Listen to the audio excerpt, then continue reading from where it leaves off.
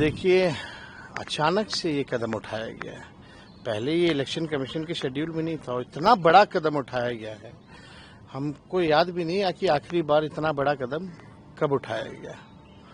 और ये फिर से फ्रेश वोटर लिस्ट ये जो है बनाएंगे केवल मात्र 25 दिनों के अंदर। ये इम्पॉसिबल है। 8 करोड़ लोगों का आप डोर टू डोर कैसे जाओगे? आप डॉक्यूमेंट्स ऐसे मांगे जा रहे हैं जो गरीबों के पास है ही नहीं।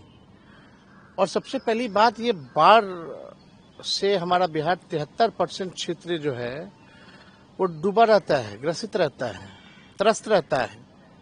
लोग अपना जान माल बचाएगा कि इलेक्शन कमीशन को डॉक्यूमेंट उपलब्ध कराएगा, और वो भी ऐसे डॉक्यूमेंट जहां आपको आधार की मान्यता नहीं है, ना मनरेगा कार्ड की मान्यता है।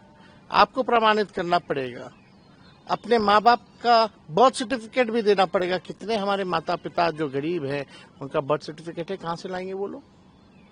ये पूरी तरीके से साजिश है। और जब आखिरी बार ये हुआ था तो लगभग 2 साल लगे थे इस प्रक्रिया को पूरा करने में, तो ये 25 दिन में कैसे प्रक्रिया पूरी कर लेंगे? ये साजिश की बू है। ये नीतीश जी को डर हुआ, भाजपा को डर हुआ कि ये चुनाव हार रहे हैं तो गरीब, पिछड़ों, दलितों, बहुसंख्यकों का वोट काटो, अल्पसंख्यकों का वोट काटो और जो है साजिश के तहत चुनाव जीतो। अभी ये लोकतंत्र में, संविधान में गरीबों को एक ही अधिकार है, वोट का।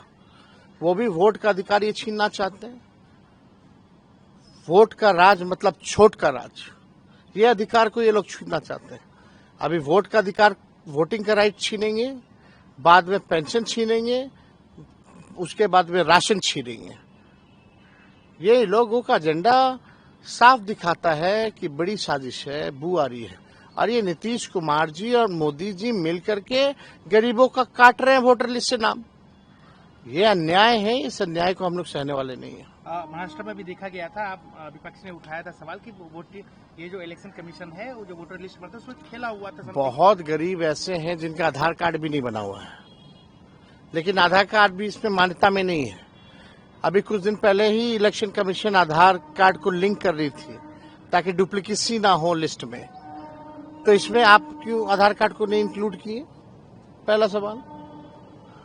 ये अन्याय हो रहा है। तो आपको शक है कि कहीं ना कहीं ये सब जो हो रहा है कहीं ना कहीं चुनाव को हैम्पर? बीजेपी जब हारती है तब ऐसे कॉन्स्टिट्यूशनल इंस्टीट्यूशंस को आगे किया जाता है और उस इंस्टीट्यूशन में आरएसएस के लोगों को बैठा करके ये पूरी तरीके से हमारे संविधान और लोकतंत्र के खिलाफ है। एक और सवाल, आज जिस तरीके से आरएसएस के एक बड़े नेता ने कहा कि कुछ शब्द हैं दो उसको ये लोग संविधान विरोधी लोग, आरएसएस वाले लोग जो अंग्रेज के चमचे, जिनका कोई योगदान नहीं इस देश की आजादी में, एक बार छू के तो दिखाए लोग संविधान, ये हटा करके तो दिखाए। आप प्रिएम्बल्स में से सोशलिस्ट शब्द हटा दीजिएगा, आप सेक्युलर शब्द हटा दीजिएगा। यही इनका असली एजेंडा है। दे भाजपा के लोग जवाब इस पे।